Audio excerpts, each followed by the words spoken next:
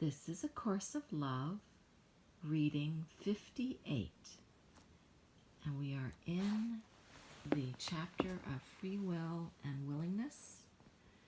We will begin with the last paragraph from reading 57 and then go on. What love is cannot be taught.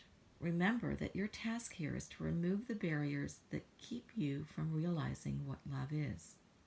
This is the learning goal of this course, your awareness of what love is, and no earthly course can take you beyond this goal. It is only your willingness that is required. Willingness must thus be talked about and separated from what you would have it be. Willingness and faith go together. What you have faith in, you will see. This course asks for your willingness to have faith in something new. You have placed your faith in what you have made, and while it remains there, you remain unwilling to relinquish illusion's hold on you. You can be faithful to but one thought system. One is the thought system of the separated self and is based on separation. The other is the thought system of creation and is based on union. Your faith in what you have made has been shaken now, and you realize you would like to place your faith elsewhere. You would like to, but you have your doubts, and this is where you become confused on the issue of willingness. Willingness does not arise from conviction, but brings conviction. Willingness is your declaration of openness, not necessarily a firm belief. You see free will and willingness together, and while they are the same, their application is quite different. Your free will you guard most closely, knowing this is what made the separation possible. You regard it as your one protection from God, the one thing that allows you to be other than what God would have you be.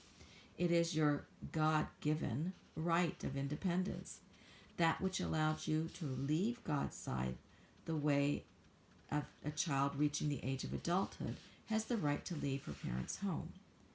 To think you must protect anything from God is insane, and you know that this is so.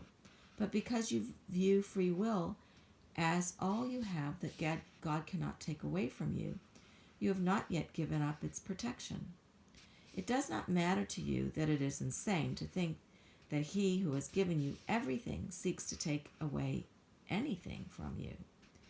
While you still view yourself as a body, you cannot help but think of God as a vengeful God, whose final vengeance is your own death. While you still think of yourself as a body, it is easy to accept that your banishment from paradise was God's decision, not your own. You think you can be grateful to him for some things and blame him for others. Yes, perhaps this God you think you know has given you everything, but he can also take it all away, and in the end, he surely will. He then will judge you and determine if you should be rewarded for a life of goodness or punished for a life of evil.